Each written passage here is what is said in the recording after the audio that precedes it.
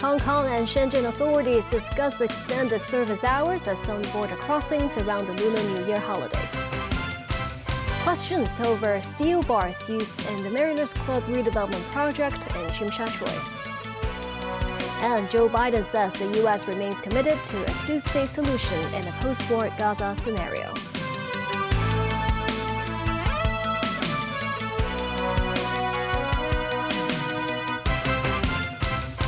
Hello and welcome to TVB News. Hong Kong and mainland authorities are in talks to strengthen cross-border transport services during the Lunar New Year holidays. It's understood the Shenzhen Bay control point will likely open 24 hours, with extended service hours at the Lawwu checkpoint. Secretary for Transport and Logistics Lam Sai-hung said the review of transport arrangements will likely be carried out before the Lunar New Year holidays. The transport chaos after the New Year countdown and fireworks when hundreds of mainland tourists tried to get home after visiting Hong Kong but found themselves stranded in the city overnight. Authorities in Hong Kong and the mainland now in talks to prevent such woes from happening again. It's understood the round-the-clock cargo clearance service at the Shenzhen Bay control point will continue its 24-hour operation for passenger services as well between the Chinese New Year's Eve and the fourth day of the Lunar New Year. The Lawwu checkpoint will very likely extend its hours until 2 a.m. on Chinese New Year's Eve and the second day of the Lunar New Year as well. The MTR's East Rail Line will extend its hours in tandem. Secretary for Transport and Logistics Lam Sai-hung said if the border checkpoints extend their opening hours, the rail network will follow suit, and he is confident the MTRC will balance the need for maintenance works and the service hours during holidays. This as MTRC has to cut service hours to give workers more time to carry out repairs overnight. The transport chief also stressed authorities will crack down on illegal cross-border car hiring services and consider setting up new cross-boundary bus routes. That's to prevent snarl-ups again around Lok Ma Chau after more than 1,000 private cars tried to head north via the Huanggang border around midnight on New Year's Day. Lawmaker Michael Tian, also the former chairman of the Kowloon Canton Railway Corporation, points out the need for the Lok Ma Chau spur line to provide overnight services during holiday seasons as well, not just the local MTR lines. The Lok Ma Chau spur line will close at 10:30 p.m. during the Lunar New Year holidays, while Lawwu Station will continue its services until 2 a.m. Tian added another reason to boost cross-border services is the comeback of the Lunar New Year parades after a 5-year hiatus, which will likely draw plenty of tourists, even more so than the fireworks. The Mariners Club redevelopment project, which went up in flames last year, once again is under media spotlight. This time it's been found that some of the steel bars used in the project might have been taken from another construction site without approval.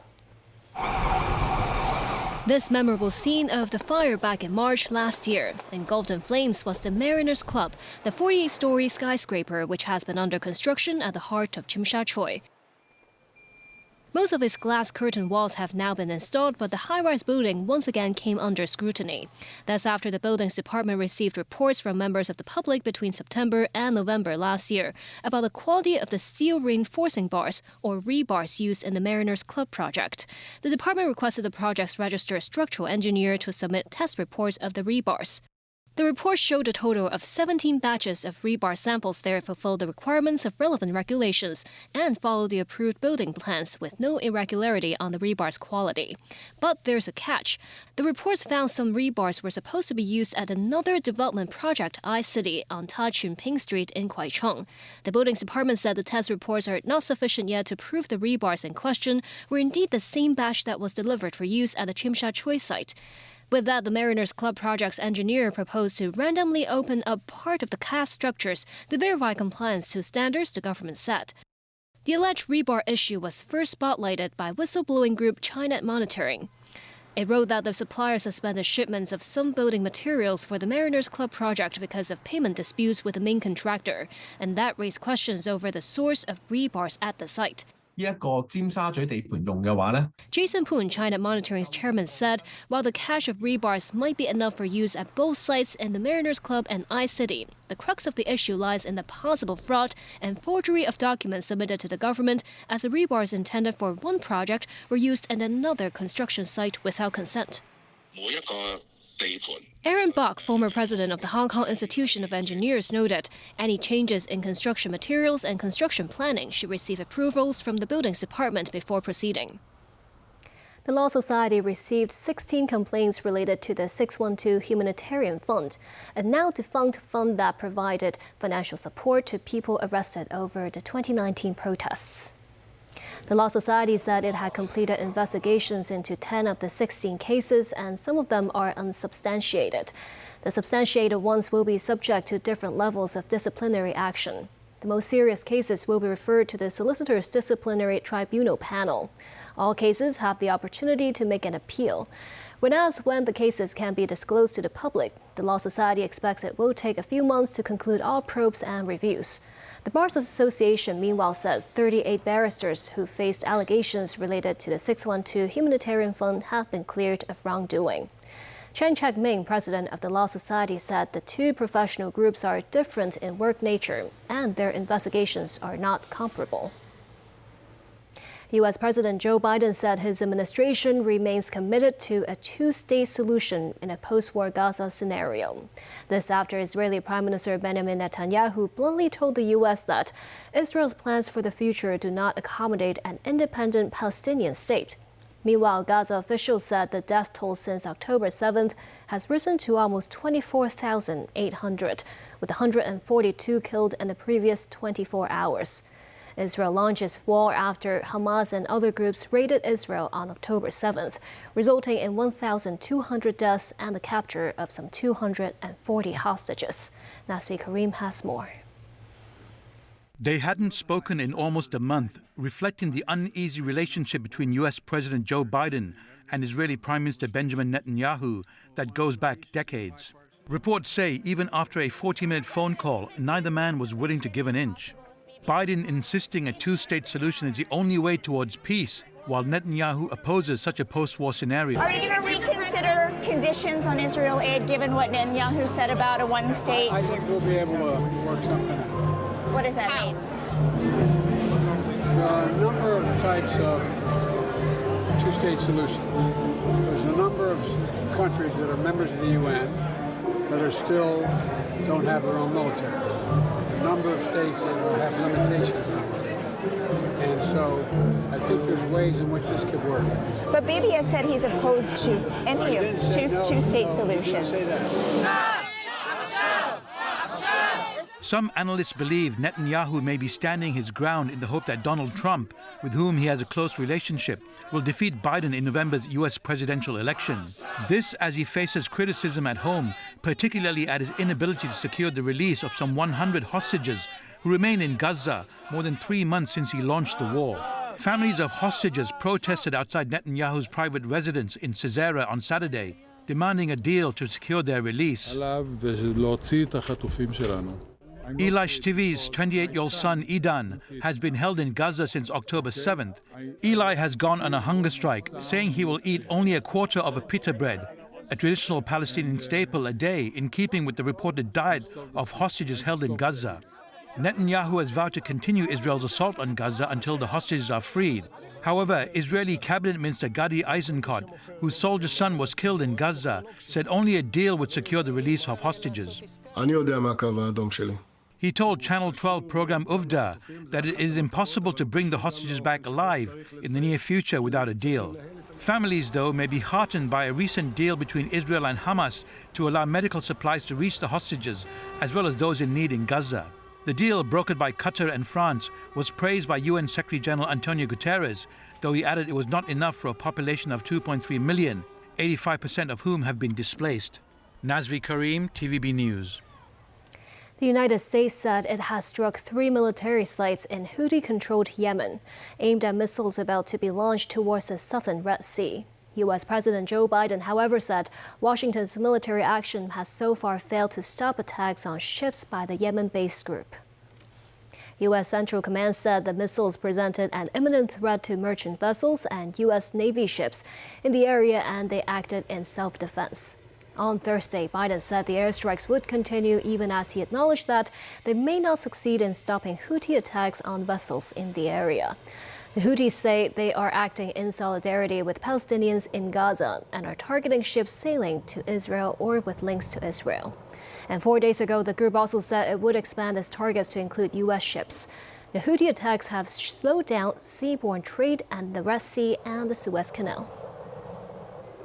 Pakistan's political and military leaders met on Friday in an attempt to de-escalate tensions with Iran after tit-for-tat deadly airstrikes by Tehran and Islamabad. The strikes killed at least 11 people on both sides. Pakistan's caretaker Prime Minister Anwarul Haqqar chaired the National Security Committee meeting. On Tuesday, Iran targeted militant groups on Pakistani soil, killing 2 children in the southwestern Baluchistan province. Pakistan on Thursday launched airstrikes against alleged militant hideouts inside Iran, killing at least 9 people. The two countries' foreign ministers spoke to each other on Friday, with both sides expressing a desire to ease tensions. And still ahead, a Boeing 747 cargo plane makes an emergency landing in Miami after an engine problem. Japan's lunar lander reaches the moon, but its solar panel fails to generate power.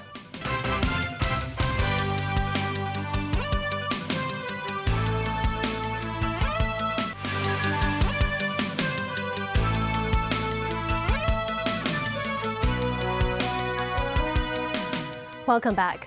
A Boeing 747 cargo plane made an emergency landing at Miami International Airport after an engine malfunction.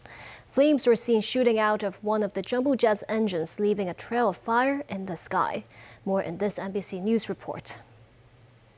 A shocking sight in the night sky over Florida. Oh my God, it's on fire. Engine trouble on an Atlas Air cargo flight minutes after takeoff. Mayday, mayday. The airline says the Boeing 747-8 on its way to Puerto Rico was forced to return to Miami Airport. Engine fire. Request exit back to the airport. It may be an uncontained engine failure where a rotating piece inside the engine got loose and then punctured out of the engine cowling. If you're flying that plane, you want to get it back on the ground as quickly as possible. Absolutely. And the pilots appeared to do just that. It landed safely, the 5 people on board uninjured. The cargo and charter airline says safety is always our top priority. The FAA and NTSB are investigating. The incident happening just weeks after a door plug panel blew off a Boeing 737 MAX 9 plane during an Alaska Airlines flight. The FAA ordered a temporary grounding of 171 MAX 9s. The airplane manufacturer does not make engines, which appears to have been the issue on the Atlas Air flight. Boeing has no responsibility for the manufacturing of this engine. They only manufacture the airframe and the wings. The engine manufacturer GE says it is working with federal investigators. The 747 has 4 engines. Even with one down, the crew could still get the plane back on the ground safely. Stephanie Gosk, NBC News. In the U.S., former President Donald Trump and Republican primary challenger Nikki Haley were locked in a fierce war of words ahead of next week's New Hampshire primary. More from NBC News. With 4 days until New Hampshire votes, frontrunner Donald Trump is looking for a victory that could all but wrap up the nomination. Republicans have to get tougher, but Nikki would, I know Nikki very well, she would not be able to handle the onslaught. A new poll showing him with a 17-point lead here over Nikki Haley. Trump arguing she's relying on independents allowed to vote in this GOP primary. She's not going to make it. She has no chance. She's got no way. MAGA's not going to be with her. How am I not conservative? I was a Tea Party governor. I passed voter ID. Haley focusing on age, warning Republicans against choosing a 77-year-old nominee to face off against an 81-year-old President Biden. Don't you think we need to have mental competency tests for anyone over the age of 75? I actually feel better now than I did 30 years ago. And I think cognitively I'm better than I was 20 years ago. I don't know why. The generational argument appealing to 23-year-old Haley supporter Nathan Seal. Nikki Haley says it's time for a new generation of leaders. Do you agree with her? I agree with her. It's time for a new generation of leaders. I really wouldn't like a matchup between Trump and Biden again. But Augusta Patrone says she's struggling with high prices and will vote for Trump. I admire his courage and guts, and I accept the mouth. I think what he's accomplished is awesome.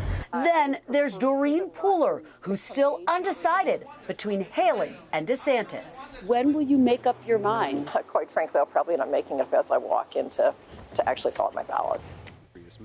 Japan has become the 5th country to reach the moon. A spacecraft without astronauts successfully made a soft landing on the lunar surface early Saturday.